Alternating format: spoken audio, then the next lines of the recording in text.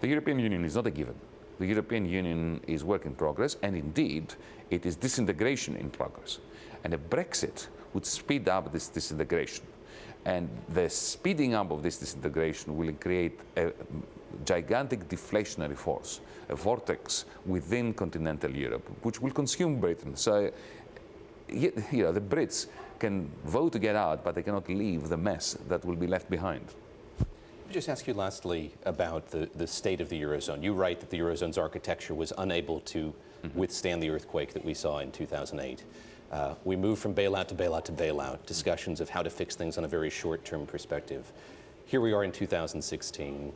Has there been enough focus on reinforcing that architecture so that if there is another shock like we saw in 2008, the Eurozone could withstand it? No. In name, we've done all the right things.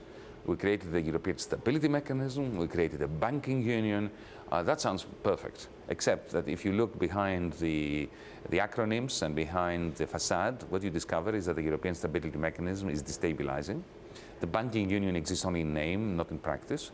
So for instance, if you had $10 million or euros, you would really care about whether they're in a Portuguese bank or in a German bank. That's not the banking union.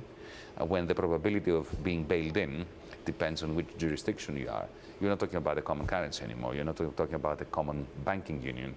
The European Stability Mechanism is being financed by CDO-like Eurobonds, where every single one of them is compartmentalized with different chunks being backed by different states with different interest rates and different default probabilities, and a vicious correlation between the default probabilities, just like a Lehman Brothers CDO. So we every single time we responded to sub-crisis within Europe by creating new institutions and new frameworks, the DNA of the problem was embedded within the solutions that we found. So this is what I'm trying to explain in the book, that there's been a comedy of errors in Europe in the last 6-7 years.